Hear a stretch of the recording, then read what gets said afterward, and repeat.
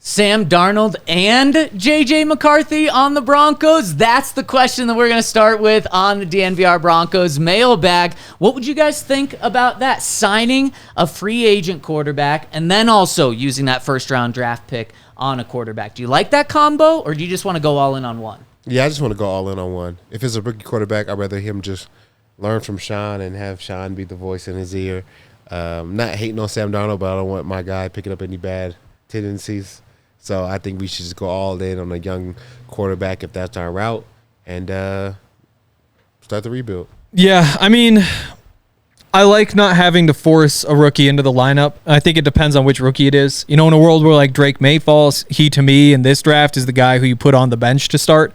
And so it'd be nice to have somebody in front of him. And if that guy in front of him is Jarrett Stidham and Jarrett Stidham doesn't play well, you kind of have to make that move and put Drake Maye into the lineup, and that could kind of force your hand before you're ready. And maybe a guy like Sam Darnold could give you the opportunity to wait till mid-season maybe instead of just the first few weeks.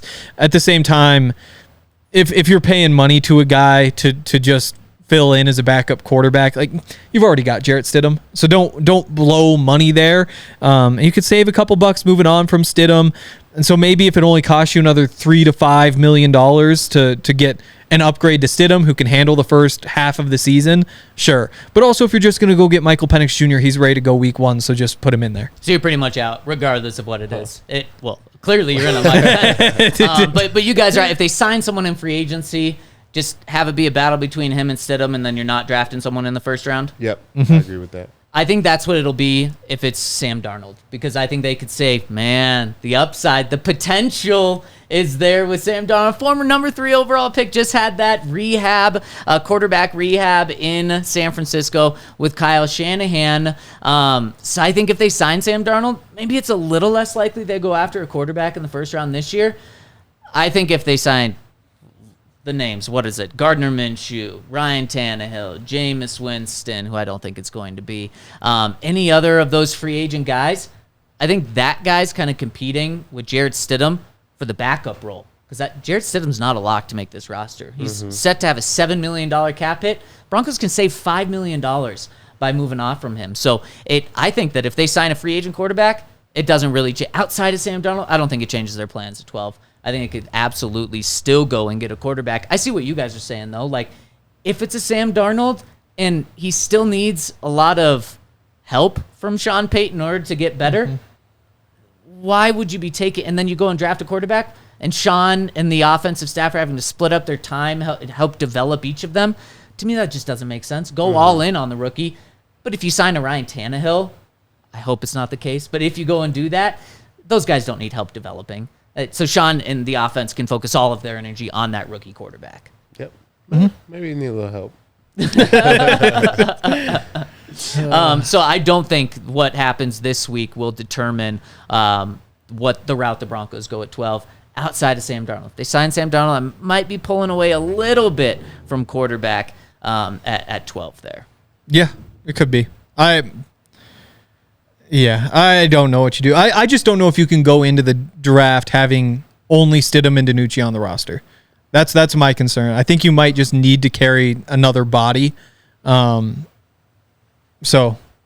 Regardless of who they sign, as long as it's not Kirk Cousins, I'm not really changing my take on whether they're drafting or not. So are you taking the quarterback room? If I told you week 1 it was going to be Sam Darnold and J.J. McCarthy, you signing up for that right now? If we're rebuilding, then yeah, that's fine. Yeah, that's fine. At the most important position in sports, being like, yeah, that's fine. Todd, I'd be so underwhelmed. I don't think they have another option, that's though. The feeling. I think their only option is what sure. What do you feel about this season? Do you feel like, oh, this is our year? Or, you be like, yeah, come on, I guess for this season, I'd be feeling, yeah, that's fine. But moving forward, I would assume the way it is right now, the Broncos trade up for J.J. McCarthy. And if they do that, then I'm excited for the season, for the future at least, because Sean has said that's my guy. So yeah, I'd feel good about it. Okay. But Sam Darnold might be the starter week 1 if that's the case, though. If J.J. McCarthy is on the roster, that means they probably could have just had Michael Penix Jr. And in that case, I would say no, they've made a mistake. It's fair. Yeah. So we're getting a mistake. Fine. And, okay, excited about the future. Yep. That question was coming in from our friend Mile High Sign. We got a question from Broncos Only saying, I'm seeing a lot of hindsight in the media suggesting the Broncos should have started their rebuild last season to maximize the trade value their roster could have returned. But that completely overlooks the value we gained by just playing relevant games last season. Attending Sunday Night Football against Minnesota in November was a high point in the season, and even the last 5 years for me. To me, being a sports fan is about experiences in the present, not some continuous waiting for some grand payoff down the road. If that's what you want, watch Game of Thrones. Wow. I bet that was a good joke. I haven't watched Game of Thrones, but I just came across well. Yeah, I just imagine it's like about... You haven't watched it either? No. Okay, you guys. This is Come on, enough's Todd, you know enough me. here. Enough is enough. But to his point, the only reason I don't think they started last year, I think it's hard for a first-year head coach to come in and say, we're rebuilding. I think he had to come in and see what we had. And from his talk before the season, he felt confident about what they had. It wasn't until he got in the season, maybe mid-year, he's like, oh, shoot, maybe we do need to rebuild. I think that's why it's happening now and not last season. Yeah, I think if you pull those triggers at the trade deadline, remember where we were at the trade deadline. Like, you got in the win against the Chiefs, so like there's one little positive, but for the most part, we're all saying, oh, this is a train wreck. Like, they can't find a single win. There's nothing that they can do. So sell. That's what we were saying, but you look back and say, like, that was a very low point for the Broncos fans because there have been no positive signs. Like, there was the one win, but other than that, it just bottomed out in every single way. We learned over the course of the season that they weren't that bad. Like, they weren't terrible. And that's good to learn just where exactly your team is. And where your team is, you know, they turned out to be a 7-9 team, which means you don't need to blow it all the way up. Like, you do have some pieces. You weren't totally dysfunctional. And so while it's easy to say now in hindsight, go maximize the picks. Instead of a 5th and 6th, you could have gotten a 3rd and 5th. You could have gotten something for Justin. And that stuff would be valuable. At the same time, like, that's with hindsight. Whereas we got to actually see things play out and see where this team is. And where they were was a couple wins away from the playoffs. I mean, they win that Patriots game, they win the Raiders game, they're in. And I think that coming in and just punting at that point, it could go either way in my mind. Hank, you just kind of proved your point wrong, though. You said at the trade deadline, this isn't hindsight 2020. At the trade deadline, we were saying sell. Yeah. Now we're saying they should have sold. This isn't hindsight but I'm not saying that. This is the exact I'm not same saying thing. they should have sold, though. Oh, I think so. That's the difference. If you just cut Justin Simmons and you don't get anything back for him, that is a massive failure of just going. I'm not saying going back to 12 months ago. I'm saying going back to, 3 months ago? 4 months ago was a trade deadline? Just going back 4 months, that's when they made the mistake. And I don't blame Sean for coming in last year and saying, let's see what this team is about. Just like you said, Todd, see what you have. Specifically, that was the Russell Wilson year. That was, let's see if I can make Russell Wilson the Broncos franchise quarterback. And clearly, he wasn't able to. Now is when they tear down because that's when they can actually kind of get out of his contract. So I don't mind them not doing it at the beginning of last year. But then at the trade deadline, I mean, the Broncos, I think Adam Schefter reported they could have got a 3rd and a 4th for Judy at the trade deadline. 3rd and 5th, I thought. 3rd and 5th? Yeah. Okay, now you get a 5th and 6th? Yep. Again, like, I think it's clear. Hindsight being 2020 for sure, but then also in the moment, we were also saying sell. But like in that moment, we're saying this team is terrible.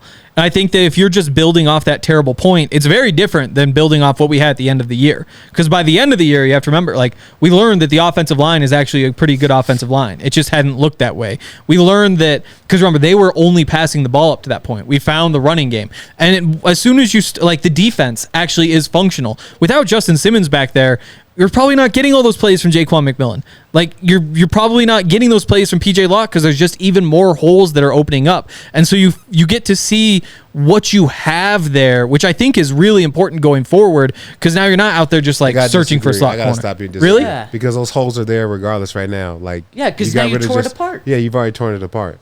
So whether you saw it torn apart then or now, it's still different. You got to see how these guys play by themselves. They can't play with the backstop of Justin Simmons because we know Justin Simmons is not going to be here next year. But what we saw is that then it looks like the Dolphins. And so you don't even get like a real evaluation because you're just getting torched all over the place. And we You saw think what so? happened. the one piece that left after that evaluation was the piece that needed to go. Yeah. So it was a real evaluation. But that's why I think we don't see Jaquan actually go make those plays if Justin's gone. Same thing with PJ, because there's just you've torn down too much. Well, if they can't make the plays with Justin gone, then they can't make the plays this upcoming year. But I think it's different because now it's not Delarian Turner Yell back there. Spoil. I guess you all know that Brandon Jones is now back there, so you did plug that hole. But just if you were to have that massive leak in the back of the defense, like you're just giving up 400 yards a game, and you're not actually getting any better at anything. You're not developing. You're not like these guys aren't learning what to do. Yeah, if the Broncos didn't tear their team down after the season, then I'd be like, okay, they're picking up off the momentum that they built up. But then they tore the team down. So I agree with Todd. I'm going to have to disagree with you on this one. I could go either way. 303 here, you hear. Let's get to this one coming in from Kai, not Kyler, who says, now that we're seeing a rebuild coming, what 2023 team do we think our team should follow this year? Sean said last year he wanted to be like the Lions, but maybe the Rams are a better model for us. Young, scrappy, under-talented team that gets wins on the back of strong coaching. Or maybe the Packers with their young, unproven quarterback and a hodgepodge of yet-to-break-out receivers. Would love to hear your thoughts. I just want to be the Steelers. Just find a way to get to 9-8, no matter who's at quarterback, no matter how we're playing in these games, offensively or defensively. Just find a way to get to 9-8 next year. That's all I'm looking for. Well, Todd, you could have been the Steelers because you had Russell Wilson on your team, but you cut him. Well, I guess. Will Russ work out? Quick yes or no with the Steelers? They'll go 9-8. Yeah, I think that would be working out for them. So yeah, it's going to work out. Yes. Yeah, I go with the Texans. Just hope that you get a young quarterback who's good. Hope that you get a bunch of other young guys who are good. And again, it's not like a plan that has a high success rate, but it's kind of the only option right now. Yep. I think that the Packers are probably the team you point out because the Rams are different. Ooh. The Rams are a team that had a veteran quarterback. Yep. And so this is a team that I think we're looking at being a young quarterback. So the Packers, you look at the Packers, people thought the Packers were going to be really bad last year, and they looked really bad until they hit their stride. Their young quarterback really started to take off. So I think that is the team you look for, and you say, hopefully we can be that team. We can beat the Packers. And J.J. McCarthy, Michael Penix Jr., Drake Maye if he falls, Bo Nix can really be in that Jordan Love role. The difficult thing about that is, this is Jordan Love's fifth year in the league right now. Mm-hmm. The rookie would have to come in and be the C.J. Stroud. So maybe it's the Texans that you point to and say that's who you hope the Broncos are. Yeah.